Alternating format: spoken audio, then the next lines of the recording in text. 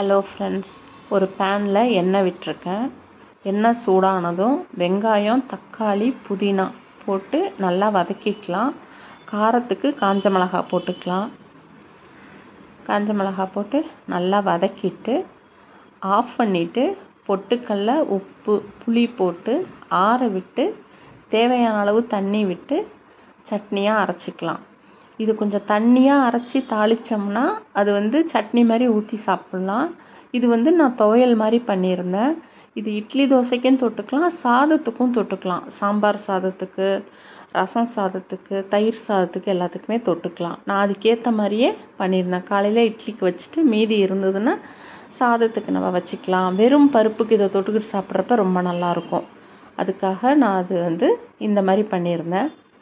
அதுக்கப்புறம் சப்பாத்திக்கு மாவு பிசைஞ்சிட்டு ஒரு சிம்பிளான ஒரு பன்னீர் கிரேவி ஒன்று பண்ணிடலாம் அப்படின்ட்டு கடாயில் எண்ணெய் விட்டு ஜீரகம் போட்டு தாளிச்சிட்டு இஞ்சி பூண்டு பேஸ்ட்டு, வெங்காயம், அந்த கொஞ்சோண்டு புதினா எடுத்து வச்சு அதையுமே வதக்கிக்கலாம். போட்டுட்டு நல்லா வதங்கினோன்னே அது கூடவே தக்காளியை போட்டு நல்லா வதக்கிக்கலாம். இந்த புதினா போட்ட பன்னீர் கிரேவியும் ரொம்ப டேஸ்ட்டாக இருக்கும். சப்பாத்திக்கு ரொம்ப நல்லாயிருக்கும் இது. அது கூடவே பன்னீரை போட்டு நல்லா வதக்கிக்கலாம். வதங்கினோன்னே தேவையான அளவு தண்ணி விட்டுட்டு மிளகாத்தூள், தனியாத்தூள், உப்பு, மஞ்சத்தூள் போட்டுக்கலாம்.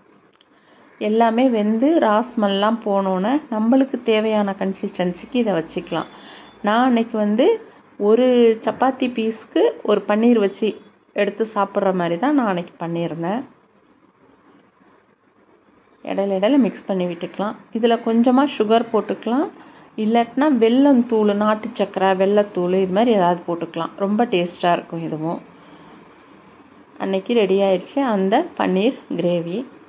இது பீட்ரூட் கோலா உருண்டை. அதுக்கு பீட்ரூட், சின்ன வெங்காயம், காஞ்ச மிளகாய், பூண்டு, பச்சை மிளகாய், தேங்காய், சோம்பு, மஞ்சத்தூள், பொட்டுக்கடலை இது எல்லாத்தையும் கோர்ஸாக அரைச்சிக்கலாம்.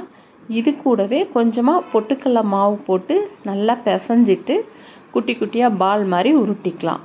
இந்த கோலா உருண்டையும், பீட்ரூட் கோலா உருண்டையும் சாம்பார் சாதம், ரசம் சாதம், தயிர் சாதத்துக்கும் நல்லாயிருக்கும். நம்ம ஈவினிங் ஸ்நாக்ஸாகவும் சாப்பிட்லாம். ரொம்ப நல்லாயிருக்கும். பொட்டுக்கடலை மாவையும் போட்டு பிசைஞ்சி சின்ன சின்ன உருண்டையாக உருட்டிக்கலாம். உருட்டிட்டு எண்ணெய் விட்டு நம்ம எப்போதும் போல் பொரித்து எடுத்துக்கலாம். இது இனிப்பாக இருக்கிறதுனால காரம் கொஞ்சம் கூட போட்டுக்கிட்டால் ரொம்ப டேஸ்ட்டாக இருக்கும். அன்னைக்கு நான் இது பண்ணிவிட்டு வெறும் பருப்பு, கோலா உருண்டை இது தான் வச்சுருந்தேன். மோர் குழம்பு எனக்கு கொஞ்சோண்டு வச்சுக்கிட்டேன். ஃபஸ்ட்டு இவங்க சாப்பிட்ணும் அப்படிங்கிறதுக்காக வெறும் பருப்பும் கோலா உருண்டையும் வச்சுட்டு அதுக்கப்புறம் நான் கொஞ்சம் தயிர் நிறைய இருந்தனால ஒரு மோர் குழம்பு கொஞ்சம் வச்சுக்கிட்டு நான் அப்படி தான் சாப்பிட்டேன். இது ரொம்ப டேஸ்ட்டாக இருக்கும். பீட்ரூட் சாப்பிடாத பிள்ளைங்க கூட சாப்பிட ஆரம்பிச்சிடும். வெறும் பருப்பு, மாம்பழம், கோலா உருண்டை. எங்களுக்கு கோலா உருண்டை, மாம்பழம்,